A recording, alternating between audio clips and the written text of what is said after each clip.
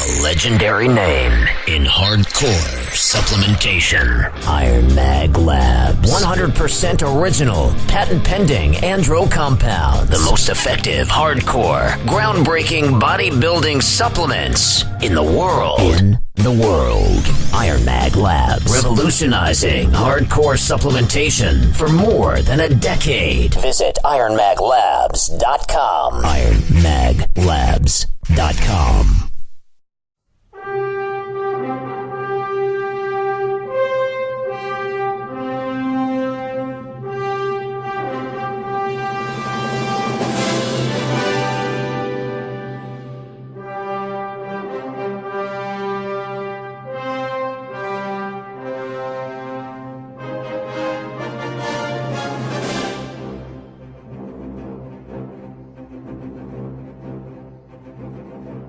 Welcome back to International Iron. I am your host, Jeff Roberts, and I am here as always with the Blonde Myth, Lee Priest, and special guest, Jason Genova. Oh, there he is.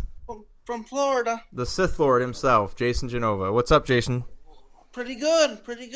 I'm doing good tonight. It's around 7:30, 7:40 now, 7:45 tonight, so it's getting late. What's up over in Australia, Lee? Come on now, it's only 9:44 a.m. on Monday morning. It's Sunday here still. Monday morning. See, I'm coming to you from the future, so I know all.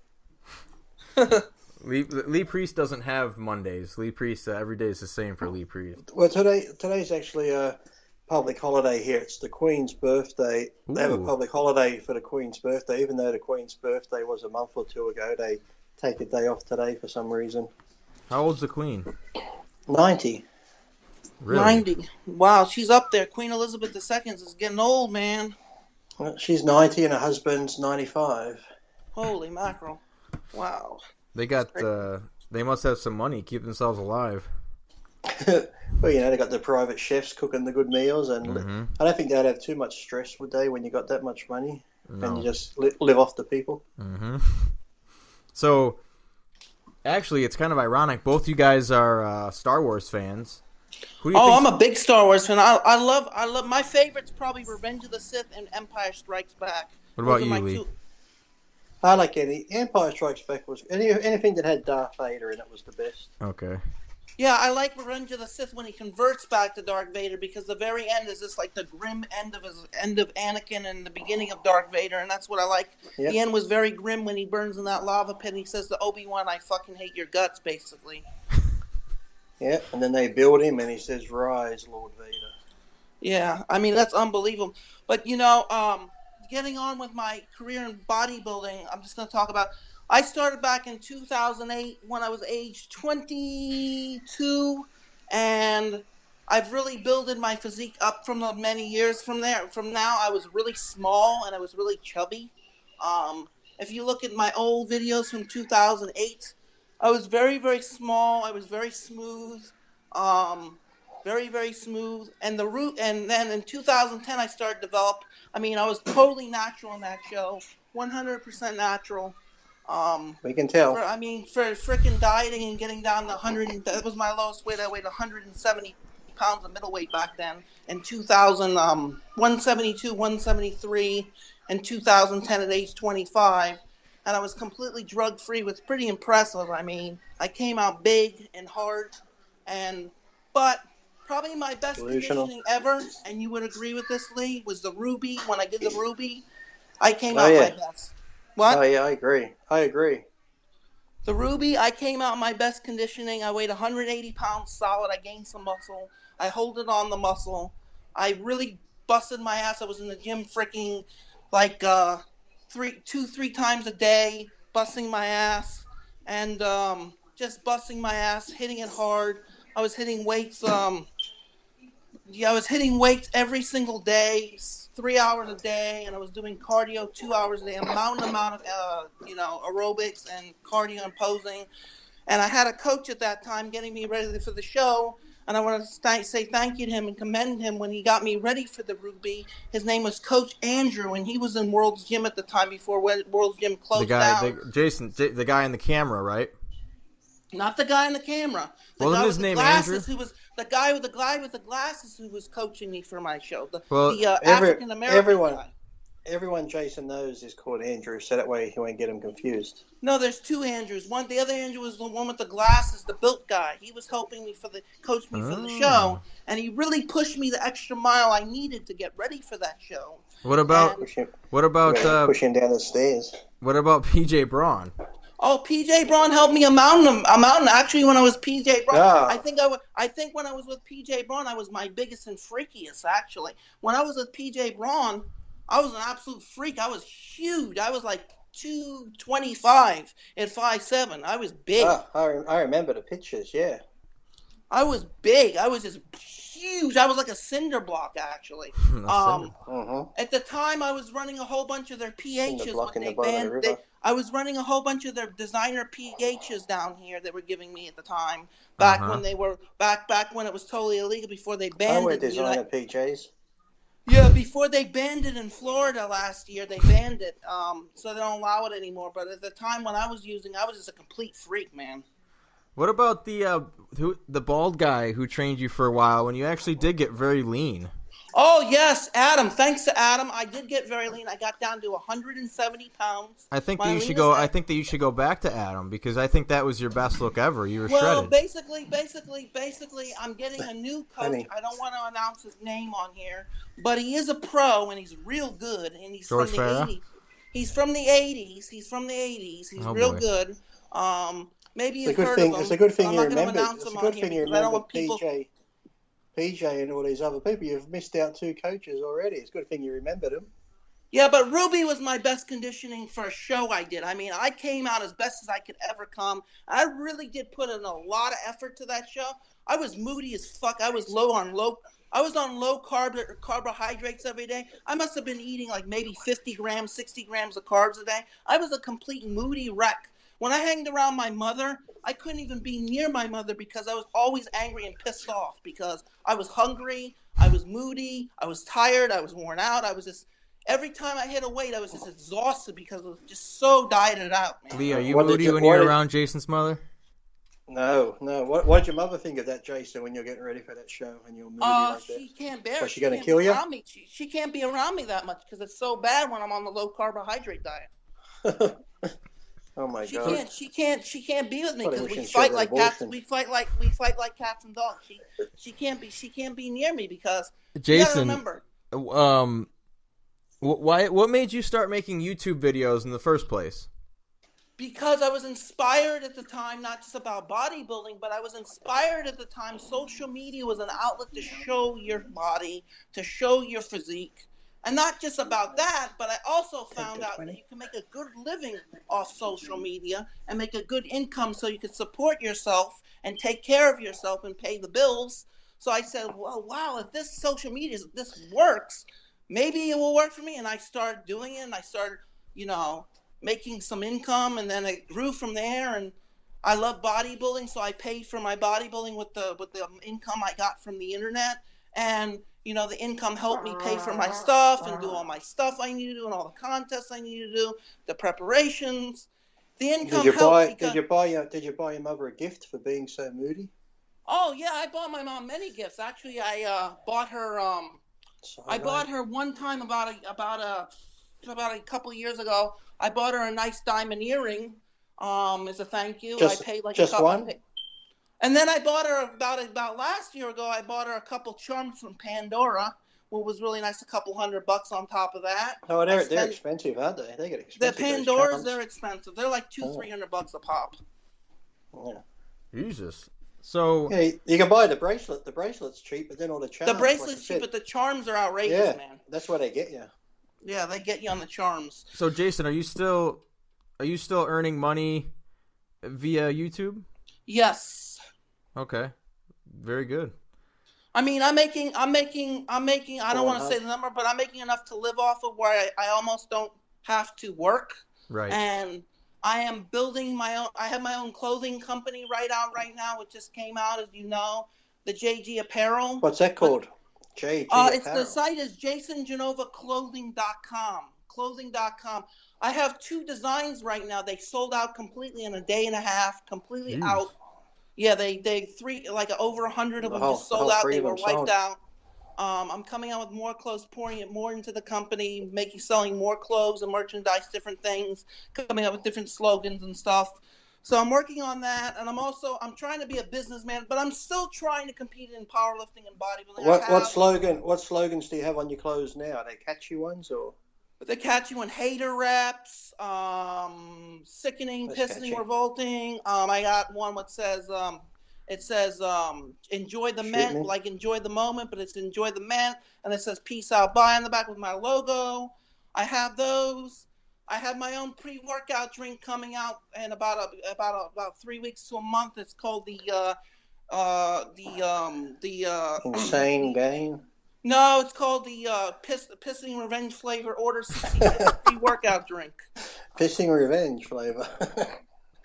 Yeah, mango or whatever. Mango piss. Nice. Yeah. Basically, all my fans will buy it because my fans are like very dedicated to me. Yep. I mean, I have some haters, but you know what? Any celebrity, any famous bodybuilder, any famous YouTuber is going to have haters. I used to have haters. Jason Everybody's got them. I mean, Jason was a hater of mine. Even Brad Pitt has haters. Even Natalie Portman has haters. Every celebrity who's successful, somebody's going to be jealous of them, and somebody's going to talk shit because, listen, they're not doing what we're doing. They're not busting their ass. Plus, all the movie stars who are busting their ass to act are busting their ass to be good actors. So what are they going to do? They're gifted, so they're going to talk shit. Well, you don't know how to act, or you're a fat tub of lard, or you look like an idiot, or something like that, or you're on a bunch of juice, or you're this, or you're that. Did you just compare yourself to Brad Pitt? No, I'm not comparing myself to Brad Pitt, but what I'm saying, every celebrity has haters. I was just mentioning Brad Pitt for an example. He has a lot of haters. A lot of people don't like him. You have a lot of haters, Jason. Actually, you posted the video about being on this show, and those fucking trolls come out of the woodwork and they hammer you. It's pretty bad. They didn't 66 him, did they? No, we'll get to that later. No. Listen, I have 66 as long as he doesn't 69 of me. I mean, if I was to give a statistic of fans and haters, I would say I have 60% fans and 40% haters. But the problem is with the fans, they're too scared to talk because the haters are the jabbermouths. Right. There's just too many haters talking. And the haters will if the fans speak, the haters will attack the fans, right? Yeah, so the fans don't want to speak. They're scared because all the haters are going to just jump on the fans. Mm-hmm. I mean, I have more fans, don't get me wrong, but the haters are just the loud assholes. They're pussies, too, because they're pussies. Most of them don't even work out. Most of them are fat or skinny. They don't even touch a dumbbell in their freaking damn lives. They can't even lift the amount of weight. Half of them can't even lift the amount of weight I've accomplished.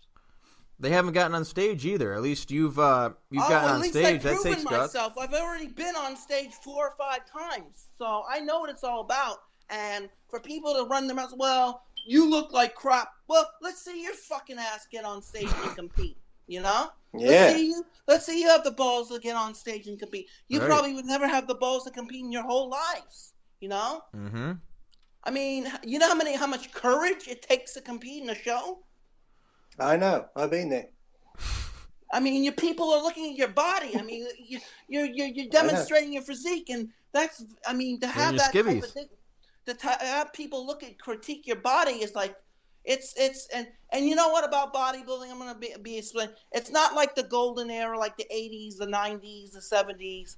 It's all political now. It's all corrupt. It's not like it used to be like when you were competing league. Preach it, brother. Preach it. It's so corrupt because when I compete in the Ruby, I may not have been the ripped, but my legs were way bigger than them. I should have placed better because my legs were so freaking damn huge.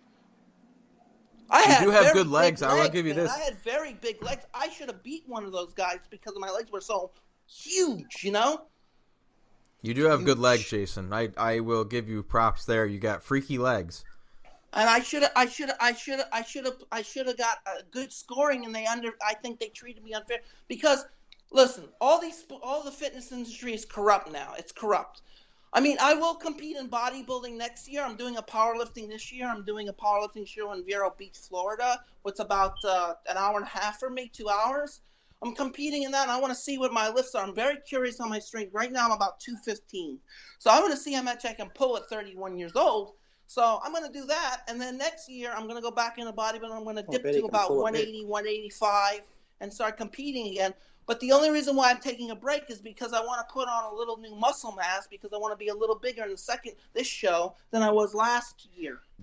Jason, what show are you planning on for next year? The Diana could do in Fort Lauderdale. What's actually an IFBB and amateur. It's both tied amateur and IFBB. That would be in October. Is Diana Cadu still around down there? Is she? Yeah, she's still down here. I think she lives somewhere in Miami or Fort Lauderdale, somewhere around there. Will you be a light heavyweight, Jason? I will be a light heavyweight, but I'll be a little bigger light heavyweight. I'm thinking between 185 and 190. The Ruby, I was 180. The Miami, I was 183. Freaky. So I'm thinking a little bit bigger this time. What lifts are you doing in your powerlifting? That'll be freaky. My powerlifting, I hit a clean bench at 330. I hit a depth squat at 405, and I hit a deadlift at like 475. It was pretty good. I want to get my lifts just a little stronger before the meet, actually. Yep, not bad. Yeah, I'm real. But people, I know you when you did that first video, Lee, you were like kind of confused about what my problems were. But I'm trying to get my fact point. I know. But you didn't know.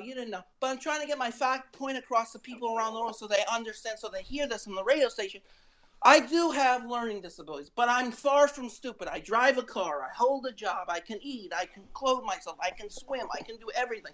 My only problem is I was diagnosed very young at about 2 years old with ADD, HAD, dyslexia, OCD, and Tourette's. That's what I was diagnosed with. That's a good combination.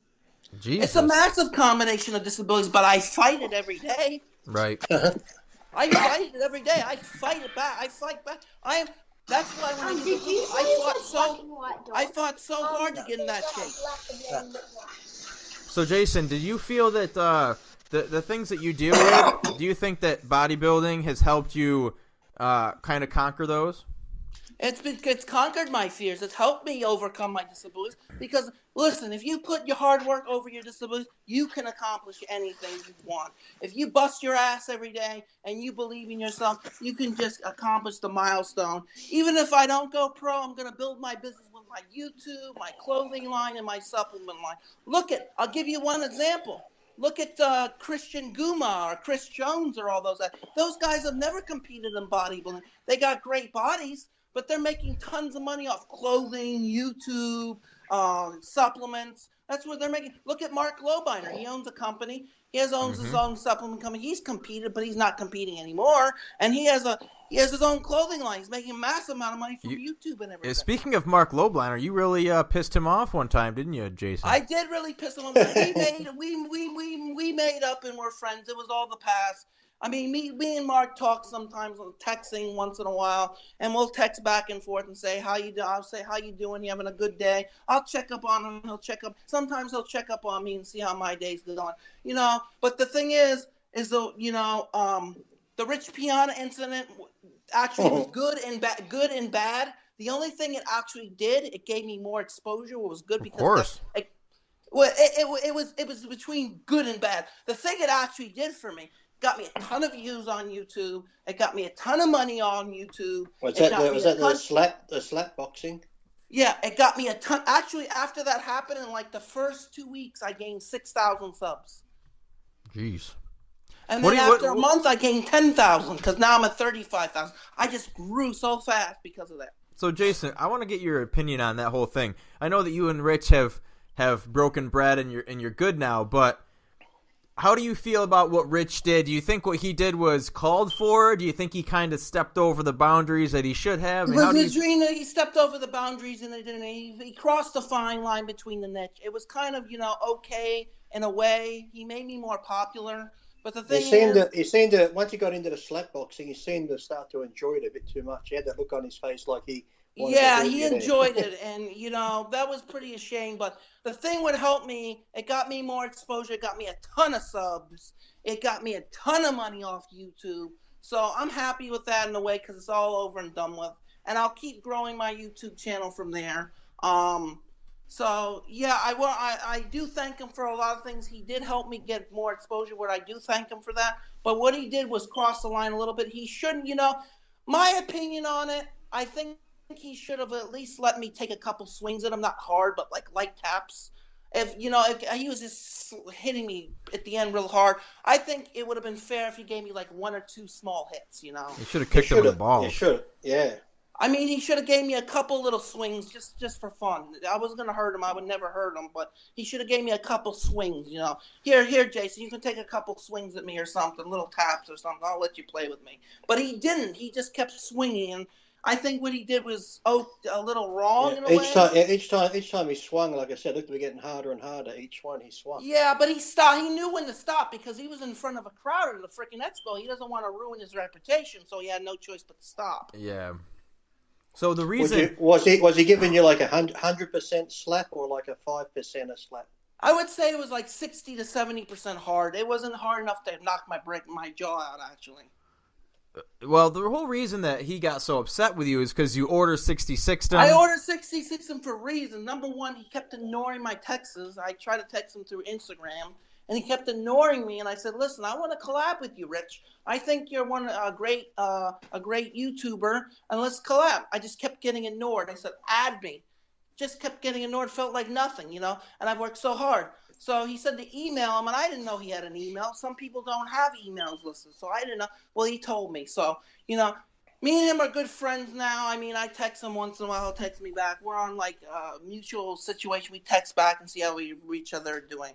But he was supposed to collab with me, and he never did. It was a pretty dang shame. I'm pretty disappointed in that. He promised me he was going to collab with me. He never did. Should 66 what's kind of a twisted lie in my perspiration of a situation. But I think he was trying to get his way out of it till the storm calmed down, basically, and then just said, "Well, I'm not going to collab with this guy because it calmed down," basically. So, will you? Are you still open to order 66ing people, or if you learned your lesson? I'll order 66 somebody. If somebody attacks me, they get to order 66. I'm not going to let somebody just attack me, okay? But Rich didn't attack you. Rich didn't attack you. I know. What about 69er? There was one person who did attack me about a couple of days ago. I was really angry, and I did attack back. He took the video down because he chickened out, and so I took my video down. But it was called a guy game something shoe shine or shoemeister or whatever the name is. that comedian always gets drunk who has over 500,000. Nah, yeah, the guy that eats shit you're not supposed to eat. He eats deodorant and shit. That guy. The drinking guy. He always gets drunk and he's like shoe nice. Shoe nice. Yeah. It was yeah. He talked mad shit. He called me a retard. I shot juice up my head and I got stupid. So you know what I said? You know what he says? I shot juice and I'm stupid and I got hit in the head. I said, you know what? That's it. I'm not going to let this guy talk mad shit. I'm going to order 66 him. So I ordered 66 him. 5 minutes later, he got hammered and he took the video down. Lee, can you explain to our listeners what order 66 means?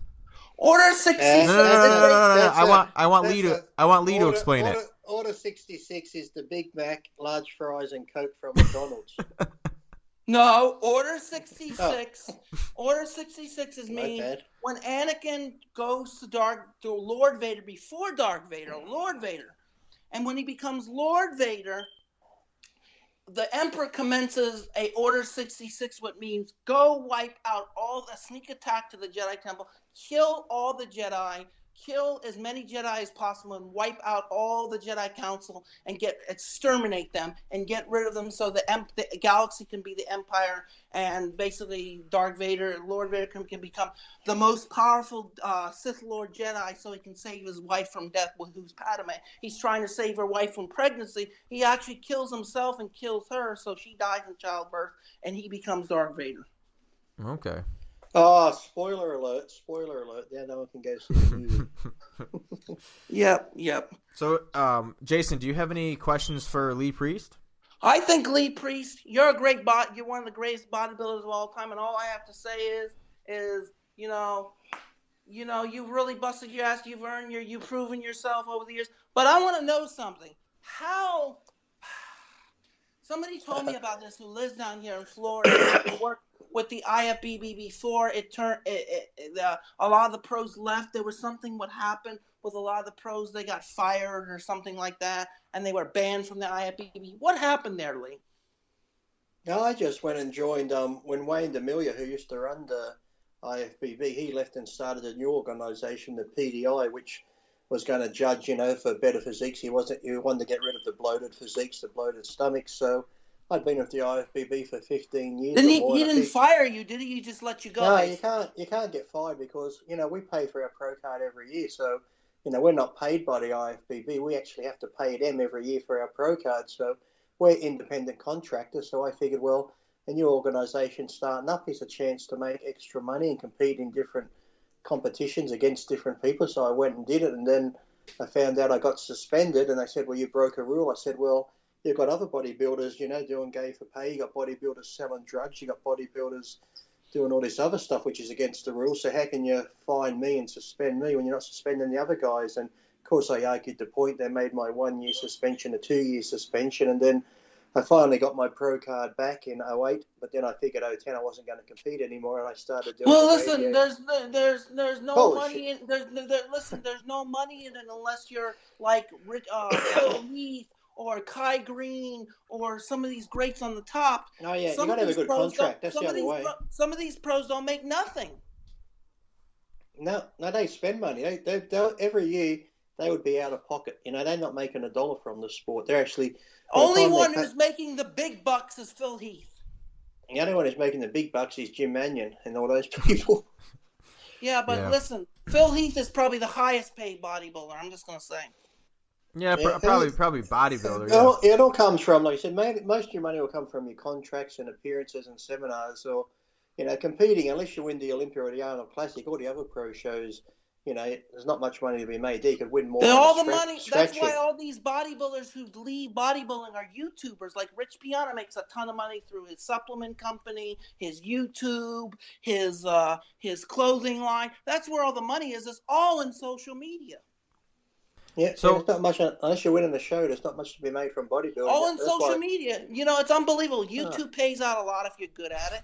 So does clothing, and so does supplements. Where all the money? Look at PJ. PJ's has a multi-million-dollar company down here near where I live in Boca. He's loaded, and he's not even a pro. He never went pro. He's an amateur. You're probably making more money than some of the pros, Jason. Mm-hmm. Oh yeah, I'm making some more money than some of the pros. That's for sure. I own my own condo at 31 years old. Jason, so you're a YouTube guy at heart. What people on YouTube do you really like and respect, and what ones do you think are kind of like loonies?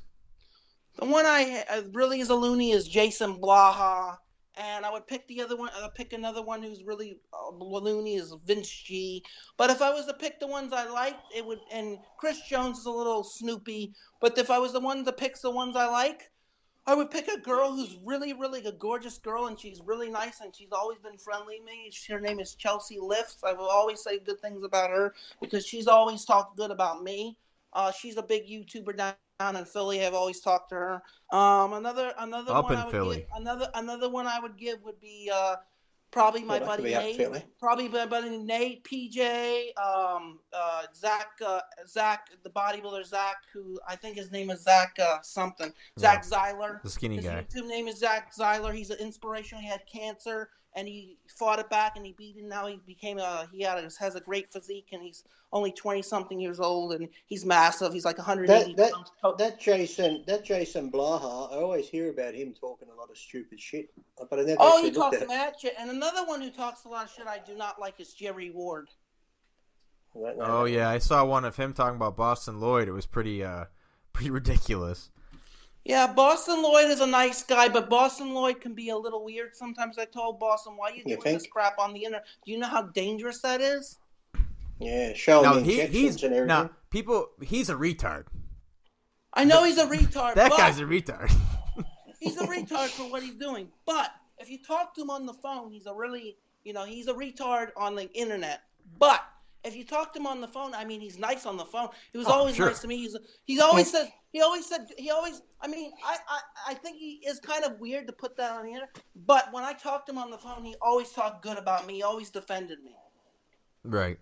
No, I'm saying he's a nice guy, but the shit that he puts out there and the things that he says is a little too over extreme. I would agree. It's dangerous and it's wrong. So it's wrong, but he is a nice guy. He is. He does defend a lot of people on the internet. He sticks up for them. He's the opposite of Lee. Lee's an asshole, but he gives the right advice. Yeah, right, he gives the right advice, but I'm just going to admit, Boston Lloyd did defend me against the Jason Blaha, and I do want to thank Boston Lloyd for sticking up for me and defending me against that Blaha idiot and Jerry Ward, because those are the ones I hate the most. I hate Jerry Ward and I hate Blaha. So you got anything else you want to ask Lee while you got him on the phone? Yes, I do. I have a question. Did you used to live in the United States before you moved to Australia? Yes, I'm originally from Australia, and I moved to the United States when I was 20 years old, and pretty much lived there for 18 years, and then moved back home to Australia. What part did you live in? What part did you live in the United States? Venice, California for roughly 9 years, and then Austin, Texas for 4 years, and then in Scottsdale, Arizona for about 3.5 years. Yeah, have you ever been to Florida in the past once? Yeah, I've been to Florida. I've been to Disney World. I've been to Ocala, Florida, South Beach, Florida. It's hot here. It's just humid in Florida like crazy. Yeah. Humid. Is it humid in Australia too? Very. Very. What's more humid, Lee? Probably Australia. Then, Oof. I've been to different parts, like down the south in Mississippi and that, and it was pretty humid there because the humidity here gets just that, the humidity where you just sweat, you can't get cool. So, but then we have all extremes where I live here. So you have the hot summers where you're into the 40, 45 degrees, but then wintertime we get snow. So we go from one extreme to the other. Right. All right. So, Jason, we'll wrap this up. I just want to say thanks for coming on, and no problem. You can have me on future shows anytime you want. Okay, I think that people. I mean, like I said, you got a lot of haters out there, but I think they're all pussies, and I think that you deserve credit for transforming your physique, for actually getting on stage. A lot of people won't do.